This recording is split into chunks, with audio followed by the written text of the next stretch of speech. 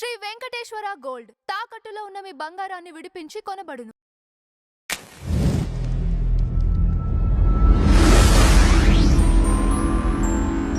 Sir నమస్కారం. శ్రీమాత్రే నమః. జనరల్గా చనిపోయిన వారికి సంవత్సరికాలు చేస్తూ ఉంటారు. అవునండి. అయితే ఈ సంవత్సరికాలు కొంతమంది జనవరిలో వచ్చే సంక్రాంతి రోజున పెద్దల పండుగ అని చెప్పేసి ఆ రోజు బట్టలు పెట్టి అవునండి ఆ రోజు చేస్తూ ఉంటారు. అయితే ఆ రోజు చనిపోయిన రోజు కూడా చేయాలా, అలానే డేట్ ప్రకారంగా వెళ్ళిపోతారా, లేకపోతే తిథి ఎలా చూసుకోవాలి సార్? తిథి ప్రకారంగా అయితే అసలు ఆ తిథిని ఎలా చూసుకోవాలంటారు? డేట్ పరంగా చేయకూడదండి ఎప్పుడు కూడా. ఓకే. మనకి ఎప్పుడైతే చనిపోయారు, ఉదాహరణకి ఒక 10 ఏళ్ల క్రితం 2015లో ఇప్పుడు చనిపోయారు. మాఘమాసం షష్ఠి రోజు చనిపోయాడు అనుకుందాం. ఆ రోజు మాఘమాసం షష్ఠి అయింది, ఫలానా తిథి ఫలానా డేటు 2015లో. వాళ్ళకి గుర్తులేదు మళ్ళీ ఈ నెల ఈ సంవత్సరం ఎప్పుడు వస్తుంది అని, మాఘమాసంలో షష్ఠి ఎప్పుడు వస్తుందో చూసుకోవాలి. దాని మన సిస్టంలో చూస్తే తెలిసిపోతుంది ఈసారి మాఘమాసంలో షష్ఠి ఎప్పుడు ఉంది, లేదా మాఘమాసంలో దశమి రోజు చనిపోయాడు, దశమి ఎప్పుడు ఉంది. మాసము తిథి గుర్తుపెట్టుకోవాలి ఇప్పుడు చనిపోయిన వాళ్ళది. ఆ సంవత్సరంలో ఎగ్జాంపుల్ వాళ్ళకి గుర్తులేదు, ఎప్పుడో 2010లో చనిపోయారండి మా నాన్నగారు, కానీ మాకు తెలియలేదు 2010 ఏప్రిల్ 15 రోజు చనిపోయారండి అంటాం. అప్పుడు ఏం లేదు, అప్పుడు ఉండేటువంటి డేట్లోకి వెళ్తే 2010 ఏప్రిల్ 15 రోజు ఏం జరిగింది, ఆ రోజు ఏ తిథి ఏ వారం, అంటే ఏ తిథి ఏ మాసం ఉందో తెలుసుకుంటే, వారం కాదు మాసము తిథి, ఆ రోజుకి వెళ్ళిపోతే ఆ రోజు ఏ మాసం ఉంది, అప్పుడు ఏ తిథి ఉందో చూసుకుంటే ఇప్పుడు ఆ మాసం ఎప్పుడు వస్తుందో ఆ తిథి ఎప్పుడు వస్తుందో తెలుసుకోవచ్చు. నాకు చాలా మంది అడుగుతుంటారు, ఏమండి మా వాళ్ళు పలానా సంవత్సరంలో చనిపోయారు, ఇప్పుడు మళ్ళీ ఎప్పుడు వస్తుందని అడుగుతారు. అది మేము చెప్తాం కూడా, దానికి పెద్ద ఛార్జెస్ ఏమి ఉండవు కూడా, దానికి ఫ్రీగానే చెప్పేస్తాం, ఎందుకంటే అది ఒక సేవలా చేస్తుంటాం మేము. అంతేగాని మరి ఇప్పుడు సరే మీరు అన్నట్టుగా కొంతమందికి ఏమైనా ఈ పెద్దల పండుగ రోజు చేస్తున్నాం కదా అని అంటూ ఉంటారు. ఇది ఈ రోజు కూడా చెయ్యాలి.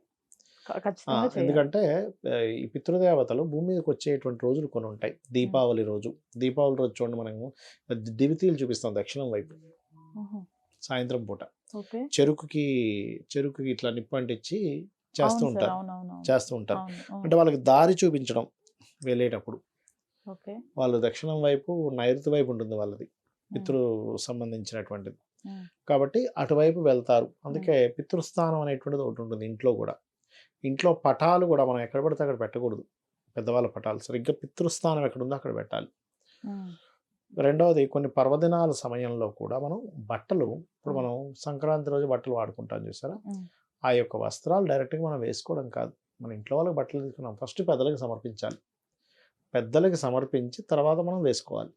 అంటే వాళ్ళ అనుగ్రహంతో వాళ్ళకి సమర్పించినట్టు మనం తీసుకున్నట్టుగా చేస్తారు. అదొకటి. అలాగే అమావాస్య వస్తూ ఉంటుంది, అమావాస్యకి స్వయం పాకం అని వాళ్ళ పేరు మీద ఇవ్వడం. ఇవన్నీ ఎన్ని చేసినా మీరు ఖచ్చితంగా ఎప్పుడైతే వాళ్ళ తిథి ఉందో సంవత్సరానికి చెయ్యాలి.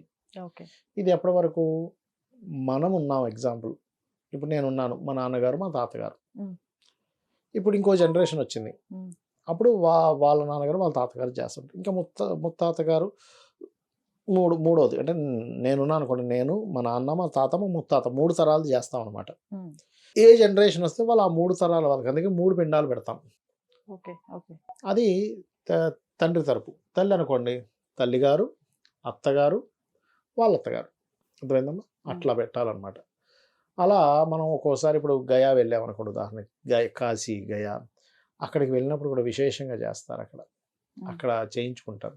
అంటే గయకు గనక వెళ్ళి చేసినప్పుడు పితృదేవతలు వాళ్ళ లోకాల్లో వాళ్ళు చక్కగా పండగ చేసుకుంటారట. మా వాడు గైకి వెళ్ళాడు, అక్కడ మా కోసం పెడతాడని, అంటే అంత ఆనందిస్తాడు. మనం ఎప్పుడూ కూడా పితృదేవత ఆరాధనని మర్చిపోకూడదు. పితృదేవత ఆరాధన కనుక మర్చిపోతే దేవతలు మనకు అనుగ్రహించరట. అయితే ఇక్కడ ఇంకొక చిన్న డౌట్ సార్, ఇప్పుడు జనరల్గా ఫ్యామిలీలో హస్బెండ్ సైడ్ బంధువులు ఉంటారు, అలానే మనకి సొంత తల్లి తండ్రి ఉంటారు. ఇప్పుడు మేజర్గా ఇప్పుడు అంటే మన వాళ్ళకి వారసులు కానివ్వండి ఎవరైతే ఉన్నారో వారే చేయాలా, లేకపోతే ఎవరైనా అంటే కడుపును పుట్టిన ఎవరైనా అది చేయొచ్చు? ఒకటి, తండ్రికి ఒక ఫ్యామిలీకి పుట్టిన వాళ్ళు ఎవరైనా చేస్తారు, కాకపోతే పెద్దవాళ్ళకి ఎక్కువ అధికారం ఉంటుంది ఇంట్లో మేజర్గా ఎవరు పెద్దవాళ్ళు వాళ్ళు లేరు. అమ్మాయి అయితే వాళ్ళ హస్బెండ్ చేస్తాడు. ఇప్పుడు ఒక ఫ్యామిలీకి ఒక అమ్మాయే ఉందనుకుందాం, ఇంకా వాళ్ళకి పిల్లలు లేరు, ఇప్పుడు నేనే ఉన్నా, మా మిస్సెస్ ఒక్కరితే, వాళ్ళకి ఇంక పిల్లలు లేరు. Hmm. మా అత్తయ్య మామయ్యకి నేనే చేస్తాను ఎవ్రీ ఇయర్ 2 times వస్తుంది వాళ్ళది. మా అత్తగారిది ఒకసారి, మామయ్య గారు. నేను మొత్తం ప్రతి సంవత్సరం 4 ఉంటాయి నాకు. మా మదర్ ఫాదర్, వాళ్ళ మదర్ ఫాదర్. అంటే అదొక అదృష్టంగా భావిస్తా. అంటే ఈజీ కాదు మన పితృదేవతలు చేసుకోవాలంటే. ఎందుకంటే పితృదేవతలకి చేయకపోతే దేవతలు కూడా మనకు అనుగ్రహించరు. పితృదేవతలకు చేస్తుంటే దేవతా అనుగ్రహం కూడా ఉంటుందని చెప్తారు శాస్త్రం. ఎందుకంటే మనం చేయడమే కాదు, దేవతలు కూడా పితృదేవతలకు చేస్తారు. ఓకే. ఓకే.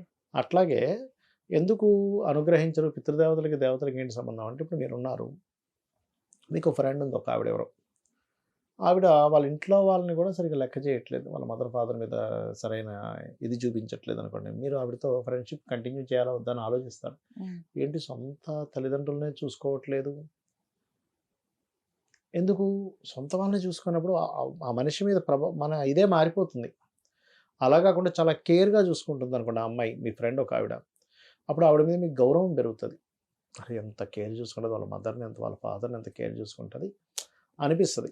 అట్లాగే పితృదేవతలు కూడా మన మూలాలను మనం మర్చిపోతే, తండ్రులు తాతలు ఎవరైతే ఉన్నారో వాళ్ళకి చేయకపోతే, ముత్తాతలకి చేయకపోతే, వీడి కృతజ్ఞుడు అంటే వీడి కృతజ్ఞత లేదు, వాళ్ళ వల్లే వీడు వచ్చాడు అసలు భూమి మీదకి, వీడు కృతజ్ఞత లేదు, వీడికి ఎందుకు అనుగ్రహించడం? అసలు మనం ఎన్ని పూజలు పునస్కారాలు చేసినా వాళ్ళు అనుగ్రహించరు. ఎందుకు కొన్ని చేసేటువంటి పూజాది కార్యక్రమాలు సరిగ్గా మనకు ఫలించవంటే ఇవి కారణాలు. ఇంకోటి కొంతమంది అంటారు, ఏదంటే మేము చేస్తూనే ఉన్నామండి, కానీ శ్రద్ధగా చేయరు. శ్రాద్ధము అంటే శ్రద్ధగా చేసేది. మన మైండ్ కాన్సన్ట్రేషన్ మొత్తం అక్కడే పెట్టి చేయాలి. దేవతా పూజ అయినా పితృదేవత అయితే, దేవతలదైనా మనం కొంచెం అటు ఇటు చూసిన వాళ్ళు పెద్దగా ఫీల్ అవ్వరు కానీ, క్షమిస్తారు. కానీ పితృదేవతలు అలా కాదు. మీరు ఏమాత్రం వేరే ఆలోచనలు పెట్టుకొని చేస్తున్న వాళ్ళు తీసుకోరు. ఊరికే మనం ఏదో అక్కడ పిండాలు పెట్టేసాం, ఆయన ఏదో మంత్రం చదివేసాం, మనం వెళ్ళిపోయాం, తీసుకెళ్ళి గోరుకు పెట్టేసాం, అది నదిలో వేస్తాం. అది ఓన్లీ పై పనుల వరకే ఉంటుంది. శ్రద్ధగా, ఎందుకంటే అక్కడికి వాళ్ళు వస్తారు. అక్కడికి ఆ పితృదేవతలు ఎవరెవరికైతే మనం పిండాలు చేస్తున్నామో, స్వయంపాకం ఇస్తున్నామో, వాళ్ళు 100% మనకు వస్తారు. వాళ్ళు వచ్చి తీసుకుంటారు. అవి మన మాంసనేత్రానికి కనిపించట్లే.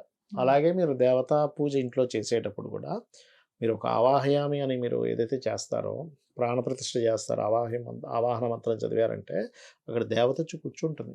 కూర్చొని మీరు శుక్లాంబరధరం విష్ణు అనగానే అది అందుకుంటుంది. అక్కడ మీరు అక్కడ కాన్సన్ట్రేషన్ చాలామంది కుదరదు. అందుకే నేను ఏం చెప్తానంటే, మీరు ఏ పూజ చేసేటప్పుడైనా ముందు ఫస్ట్ అమ్మవారిని కోరుకోవాలి. అమ్మ నేను నీకు పూజ చేస్తున్నాను, నా కాన్సన్ట్రేషన్ ఎటు పోకుండా భక్తి నీ మీద ఉండేలా చూడు, నీ అనుగ్రహంతో నేను భక్తిగా చేయగలనంటే అప్పుడు ఆవిడ అనుగ్రహిస్తుంది మనం భక్తిగా చేయడానికి. మన కాన్సన్ట్రేషన్ లేకపోతే ఏమవుతుంది, ఇవాళ రేపు ఉండే బిజీ స్కెడ్యూల్లో అయ్యో ఏంటి ఇవాళ షూటింగ్ ఏంటో, ఇవాళ మరి కెమెరామెన్ వచ్చాడు లేడో అనిపిస్తుందిగా. కెమెరామెన్కి ఫోన్ చేసి చేయలేము, మర్చిపోయాను, అయ్యో బాబాయ్ తొందరగా పూజ చేసుకొని చేయాలి అనిపిస్తుంది మనకి. ఇవాళ 9 o'clock స్కెడ్యూల్ ఉంది, నేనున్నాను, అయ్యో ఏమైందో డ్రైవర్ ఇంకా రాలేదనో, లేకపోతే ఇంకోటి ఏదో వీడియో ఏంటి ఇంకా కాలేజీకి వెళ్ళలేదు ఈరోజునో, ఇవన్నీ తిరుగుతూ ఉంటాయి. అలాగే పితృదేవత ఆరాధన చేసేటప్పుడు పితృదేవతలకు నమస్కారం చేసుకోవాలి. చేస్తున్నాను కానీ మీరు అనుగ్రహించండి అని, అప్పుడు ఆటోమేటిక్గా వాళ్ళకి శ్రద్ధ అనేటువంటిది జరుగుతుంది. Thank you. శ్రీమాత్రే నమః.